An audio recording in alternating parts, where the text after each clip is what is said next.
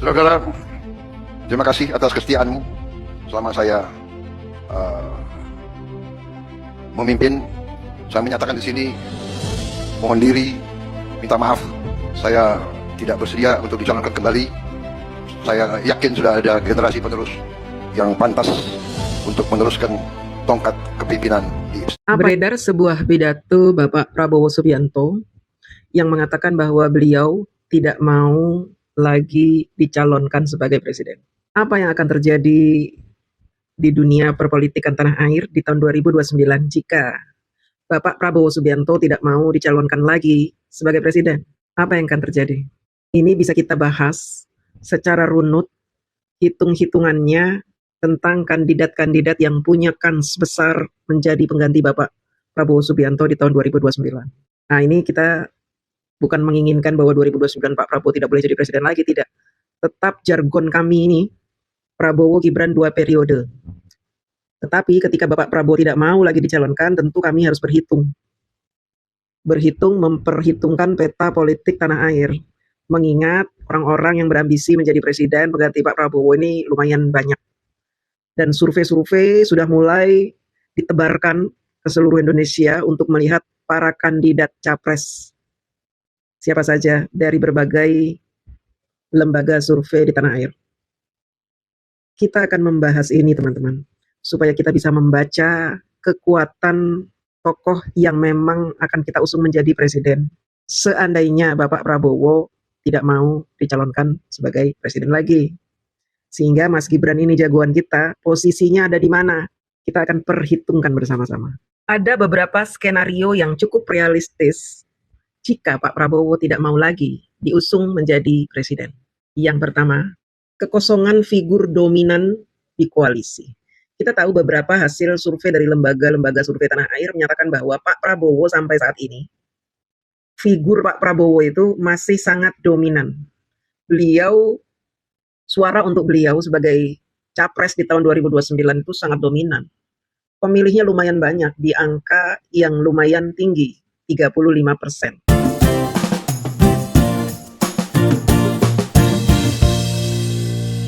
Hai semuanya, balik lagi di channel Mbak React. Bagaimana kabar kalian guys? Semoga kalian semua baik-baik aja ya guys. Kalian udah lihat belum ya video yang belakangan viral ya, videonya Pak Prabowo yang katanya dia bilang bahwa ada kemungkinan Pak Prabowo ini tidak maju di Pilpres 2029. Dan kira-kira bagaimanakah efeknya ketika Pak Prabowo tidak maju lagi di tahun 2029 guys? Apakah nantinya seperti yang dikatakan oleh Budi J ya, karena dia menganalisis kemungkinan ke depan nama-nama seperti Gibran Rakabuming Raka, Pak Ganjar ataupun Pak Anies itu justru masing-masing makin menguat gitu guys. Dan ini tidak juga menutup kemungkinan akan adanya kuda putih guys. Jadi sebenarnya dampaknya justru nggak selalu negatif ya, tapi juga ada yang positif di mana ini akan membuka peluang-peluang baru. Kemudian ketika tokoh sekuat Pak Prabowo tidak lagi ada gitu ya di kontestasi Pilpres tahun depan ini, kemungkinan ya justru ini membuka peluang bagi orang-orang lainnya seperti yang sudah disebutkan tadi, Mas Gibran, Pak Ganjar ataupun Pak Anies justru makin menguat gitu guys. Tapi kita ke depannya akan lihat ya, karena Budi J ini di akhir dia bilang akan ada pasangan yang lebih kuat, di mana itu KDM dipasangkan dengan Mas Gibran. Waduh, kita akan dengarkan lengkapnya analisis dari Budi J berikut ini. Saudara, terima kasih atas kesetiaanmu selama saya memimpin. Saya menyatakan di sini, mohon diri, minta maaf. Saya tidak bersedia untuk dicalonkan kembali. Saya yakin sudah ada generasi penerus yang pantas untuk meneruskan tongkat kepimpinan di Beredar sebuah pidato Bapak Prabowo Subianto yang mengatakan bahwa beliau tidak mau lagi dicalonkan sebagai presiden. Apa yang akan terjadi di dunia perpolitikan tanah air di tahun 2029 jika Bapak Prabowo Subianto tidak mau dicalonkan lagi sebagai presiden? Apa yang akan terjadi? Ini bisa kita bahas secara runut, hitung-hitungannya tentang kandidat-kandidat yang punya kans besar menjadi pengganti Bapak Prabowo Subianto di tahun 2029. Nah, ini kita bukan menginginkan bahwa 2029 Pak Prabowo tidak boleh jadi presiden lagi, tidak. Tetap jargon kami ini, Prabowo Gibran 2 periode. Tetapi ketika Bapak Prabowo tidak mau lagi dicalonkan, tentu kami harus memperhitungkan peta politik tanah air. Mengingat orang-orang yang berambisi menjadi presiden pengganti Pak Prabowo ini lumayan banyak. Dan survei-survei sudah mulai ditebarkan ke seluruh Indonesia untuk melihat para kandidat capres siapa saja dari berbagai lembaga survei di tanah air. Kita akan membahas ini teman-teman, supaya kita bisa membaca kekuatan tokoh yang memang akan kita usung menjadi presiden. Seandainya Bapak Prabowo tidak mau dicalonkan sebagai presiden lagi. Sehingga Mas Gibran ini jagoan kita, posisinya ada di mana? Kita akan perhitungkan bersama-sama. Ada beberapa skenario yang cukup realistis jika Pak Prabowo tidak mau lagi diusung menjadi presiden. Yang pertama, kekosongan figur dominan di koalisi. Kita tahu beberapa hasil survei dari lembaga-lembaga survei tanah air menyatakan bahwa Pak Prabowo sampai saat ini, figur Pak Prabowo itu masih sangat dominan. Suara untuk beliau sebagai capres di tahun 2029 itu sangat dominan. Pemilihnya lumayan banyak, di angka yang lumayan tinggi, 35%. Sangat dominan dibandingkan dengan Anies, Ganjar, Syafri Samsudin, KDM, Purbaya, dan lain-lain. Pak Prabowo masih dominan. Sehingga jika Pak Prabowo tidak mau lagi dicalonkan, waduh, ini calon-calon yang ada di bawahnya Pak Prabowo naik semua nih ke atas. Ya, karena yang dominan sudah nggak ada. Jadi yang bawah ini berlomba-lomba ini. Ya kan, tergantung kekuatan masing-masing. Tergantung kekuatan dari pendukung mereka masing-masing. Kemudian yang kedua, munculnya kandidat baru. Karena Pak Prabowo mundur, maka akan muncul kandidat baru. Regenerasi paksa. Jadi regenerasi ini akhirnya naik ke atas. Karena dipaksa oleh mundurnya Bapak Prabowo. Ruang capres akan terbuka luas bagi tokoh muda atau generasi berikutnya, bagi figur teknokrat atau kepala daerah seperti KDM misalkan, seperti Ibu Shirley misalkan. Ini kan teknokrat yang dipandang baik oleh masyarakat. Kemudian nama-nama yang sering disebut-sebut dalam konteks suksesi capres tahun 2029 akan menguat seperti Anies Baswedan, Ganjar Pranowo, Gibran Rakabuming Raka. Ini menguat nih. 3 nama ini akan menguat. Kenapa saya menyebutkan 3 nama ini?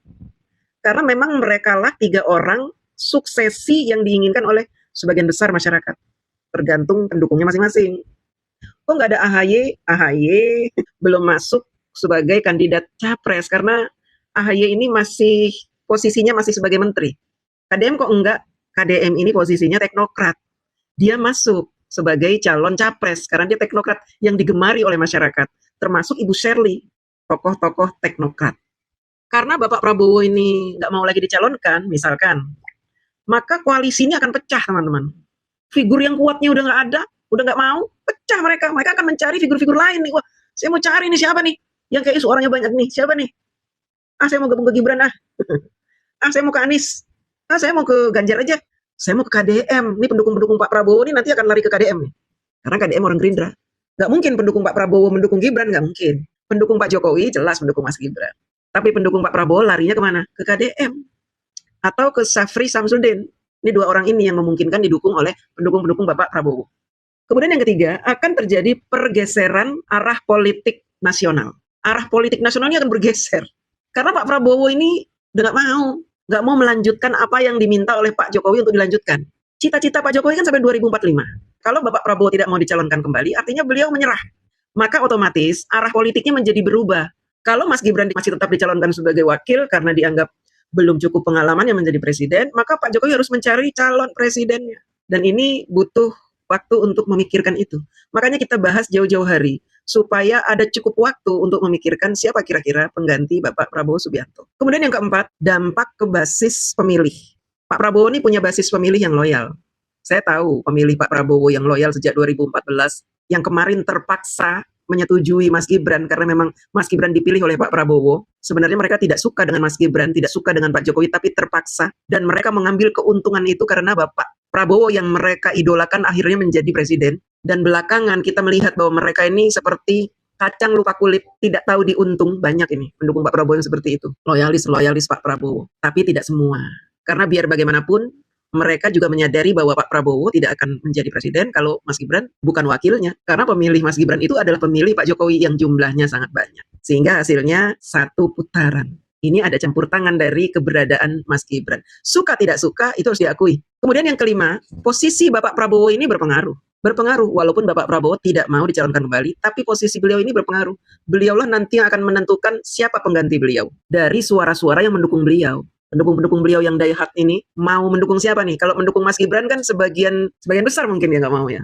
Tapi sebagian lagi masih butuh Mas Gibran. Kalau mereka waras, bisa menghitung, memahami peta politik, tentu mereka akan mendukung Mas Gibran. Karena mendukung Mas Gibran banyak keuntungannya. Pendukung Mas Gibran itu sangat banyak. Bapak Prabowo dalam hal ini bisa menjadi kingmaker. Seperti tahun 2024 Pak Jokowi menjadi kingmaker dari capres-capres yang ada. Dan dukungan Bapak Prabowo ini akan menentukan siapa yang akan menggantikan beliau di tahun 2029. Dengan catatan, apabila pemerintahan Prabowo Gibran sukses menjalankan program-programnya dan membuat rakyat pemilihnya puas. Jika sebaliknya, maka Bapak Prabowo tidak bisa menjadi kingmaker. Melainkan hanya mantan presiden yang akan dilupakan oleh pemilihnya, terutama dari pihak pemilih Mas Gibran. Sementara posisi Pak Jokowi tetaplah sebagai kingmaker. Karena selama 10 tahun beliau menjadi presiden, tidak ada kegagalan dalam program-programnya. Walaupun diisukan ini gagal, itu gagal, ini hancur, negara jadi begini, jadi begitu, banyak utang. Tapi semua tidak ada bukti. Justru sebaliknya, keberhasilan Pak Jokowi tercatat dengan sangat baik di catatan kemajuan Indonesia selama 10 tahun kepemimpinan Joko Widodo. Suka tidak suka, harus diakui itu. Polarisasi akan berkurang jika Pak Prabowo mundur, nggak mau lagi jadi presiden. Kenapa? Karena Bapak Prabowo ini ketika mencalonkan diri menjadi presiden di 2014, terjadi polarisasi. 2019 juga begitu, polarisasi terjadi. Di tahun 2024 pun begitu terjadi. Orang-orang yang pernah mendukung Bapak Prabowo, mendukung Anies Baswedan, sehingga disitulah terjadi polarisasi. Jika Bapak Prabowo mundur, tidak mau menjadi presiden lagi, polarisasi akan terjadi tapi kecil kemungkinannya. Karena polarisasi ini akan terjadi dari pihak Anies Baswedan, yang berseteru tentunya dengan Mas Gibran. Karena dianggap Mas Gibran ini lawan yang berat. Siapa tokoh yang paling diuntungkan jika Bapak Prabowo tidak mau ditunjuk atau diminta menjadi presiden periode kedua? Siapa yang paling diuntungkan? Yang pertama, Anies Baswedan. Anies Baswedan adalah tokoh yang sangat diuntungkan jika Pak Prabowo tidak mau dicalonkan menjadi presiden. Kenapa begitu? Karena masyarakat Indonesia masih ingat tentang kisah pengkhianatan Anies Baswedan kepada Pak Prabowo. Ketika Bapak Prabowo nggak mau lagi dicalonkan, tentu pengkhianatan itu akan dilupakan oleh masyarakat Indonesia. Anies Baswedan diuntungkan. Tidak ada lagi kisah pemberian nilai 1 dari 100. Nggak ada. Nggak ada lagi kisah tentang hutang piutang yang harus dibayar oleh Anies Baswedan kepada Pak Prabowo. Dan pengkhianatan-pengkhianatan yang dia lakukan kepada Pak Prabowo. Nggak ada lagi. Karena nanti pertandingannya antara Anies dengan Mas Gibran misalkan. Anies dengan Ganjar, itu kan nggak ada hutang piutang. Tidak ada kisah-kisah memilukan seperti itu. Jadi Anies itu sangat diuntungkan jika Pak Prabowo tidak mau maju di Pilpres 2029. Siapa lagi? Tentunya Ganjar Pranowo diuntungkan. Karena cerita-cerita bahwa Bapak Prabowo pernah ditolak oleh Ganjar untuk menjadi presiden, menjadi capres, sementara beliau adalah wakilnya, itu akan dilupakan orang. Kesombongan, kemelintian si Ganjar ini akan dilupakan orang. Karena dia akan misalkan melawan Gibran. Gibran kan lebih muda. Tentu beliau lebih tinggi lah pamornya dibandingkan dengan Gibran ketika Pak Prabowo tidak maju. Gibran kan anak kemarin sore. Tentu orang-orang akan menganggap lebih keren Ganjar daripada Gibran. Tapi kalau yang maju Pak Prabowo, Ganjar nggak ada apa-apanya. Kan begitu. Nah, makanya jika Pak Prabowo tidak mau lagi menjadi presiden, yang diuntungkan salah satunya adalah Ganjar Pranowo. Lalu siapa lagi? Yang diuntungkan adalah kader-kader Gerindra yang berpotensi untuk menggantikan Bapak Prabowo. KDM misalkan. KDM sangat diuntungkan karena nama KDM akan mencuat, melambung tinggi. Suara-suara dukungan kepada Bapak Prabowo dari kader-kader Gerindra akan mendorong, mendesak KDM untuk maju Pilpres. Diuntungkan KDM ini. Kader-kader Gerindra yang berpotensi, hanya KDM menurut saya, yang bisa dipercaya oleh masyarakat luas. Kemudian siapa lagi yang diuntungkan? Tentunya Mas Wapres, Gibran Rakabuming Raka. Karena dengan tidak maunya Bapak Prabowo ini menjadi presiden, nama Mas Gibran akan menjadi semakin kuat karena kami pendukung Bapak Jokowi tentunya tidak mau Mas Gibran ini menjadi wakil jika presidennya bukan Pak Prabowo. Kan begitu. Artinya nama Mas Wapres, nama Mas Gibran tentu akan menjadi salah satu tokoh politik nasional yang menguat. Tetapi ketika Bapak Prabowo tidak mau lagi dicalonkan, akan mendukung penuh Mas Wapres menjadi presiden di tahun 2029. Kemudian yang lain adalah calon-calon kuda hitam. Kuda hitam ini adalah orang tokoh politik yang berpengaruh, yang selama ini punya nama baik di hati masyarakat karena kebijakan-kebijakannya, sepak terjangnya, sumbangsihnya terhadap negara ini. Nah, ini kuda hitam ini diuntungkan. Kalau Bapak Prabowo mau menjadi presiden, kuda hitam ini tenggelam. Tapi ketika Bapak Prabowo tidak mau menjadi presiden, maka kuda-kuda hitam ini akan muncul. Wah, kayaknya si ini bagus nih. Purbaya bagus nih. Oh, kayaknya Sri Mulyani nih. Oh, Susi Pujianti. Ini bagus nih. Oh, ini nih bagus nih. Habib Rizik. Ini kayaknya kalau Indonesia dipimpin Habib Rizik jadi keren nih. Ya, semua berani mati nih rakyatnya. Nah, inilah kuda-kuda hitam yang diuntungkan jika Bapak Prabowo tidak mau menjadi presiden. Ada 4 tadi. Teman-teman, ini adalah diskusi ya. Jangan dianggap serius. Karena ini adalah pemikiran-pemikiran saya atas kondisi perpolitikan tanah air jika Bapak Prabowo tidak mau lagi dicalonkan menjadi presiden. Kira-kira seperti itu. Nah, masalahnya siapakah calon capres dan cawapres yang memungkinkan untuk maju di Pilpres 2029? Kira-kira siapa nih jika Bapak Prabowo tidak lagi mau menjadi presiden? Tadi nama-nama sudah sempat saya sebutkan, ada Anies Baswedan, ada Ganjar, ada Gibran, Raka Buming Raka, ada KDM, ada kuda hitam tadi itu yang nanti akan muncul ini. Semua ini dipengaruhi oleh kekuatan parpol. Parpol yang ada di Indonesia ini, di tanah air, teman-teman. Mereka akan melihat nih, siapa kira-kira nih. Ada yang lari ke Anies, ada yang lari ke Ganjar, ada yang lari ke Gibran, ada yang lari ke KDM, atau ada juga yang ngajak para kuda hitam ini untuk maju. Posisi parpol ini sangat penting, menentukan siapakah calon-calon presiden dan wakil presiden yang akan maju bertanding di tahun 2029. Kemungkinan besar Anies Baswedan akan maju menjadi presiden. Ganjar pun begitu, akan maju menjadi presiden. Kemudian jika Pak Prabowo nggak mau ya, nggak menjadi presiden, ya Mas Gibran akan saya usung untuk menjadi presiden. Dan saya akan bekerja mati-matian mendukung Mas Gibran. Kemudian akan ada tadi lahir orang-orang yang dielu-elukan oleh sebagian masyarakat untuk bersaing juga di Pilpres 2029. Nama-nama tersebut akan menguat menjadi capres dan cawapres jika parpol mau mengusung mereka. Tapi kalau tidak, ya 3 nama ini yang akan menguat menjadi calon-calon presiden. Anies, Ganjar, Gibran. Saya akan merasa khawatir jika Anies berpasangan dengan Ganjar. Artinya, Gibran akan mendapatkan lawan yang sangat-sangat berat. Tapi kekhawatiran saya berkurang manakala saya ingat bahwa Ibu Mega mustahil mau kadernya menjadi wakil. Dan pendukung Anies Baswedan mustahil mau jika Anies menjadi wakil. Mereka sama-sama menginginkan menjadi presiden. Kalau ada kerendahan hati dari kedua belah pihak, tentu mereka akan menjadi pasangan yang sangat kuat di tahun 2029. Jika Ganjar dan Anies bersatu. Saya sih maunya mereka bersatu. Supaya kita benar-benar bertempur di 2029. Nanti Mas Gibran dan KDM akan saya pasangkan melawan mereka. Dan ini akan menjadi sangat seru dengan majunya KDM dan Mas Gibran, kemudian Anies Baswedan dengan Ganjar bersatu, maka kuda-kuda hitam ini tidak akan muncul, tidak akan berani bertanding karena hanya akan buang duit. Jadi nanti yang akan bertanding Anies Baswedan dan Ganjar, salah satunya menjadi capres, KDM dengan Mas Gibran, salah satunya menjadi capres, akan bertanding di 2029 dan ini akan menjadi sangat seru.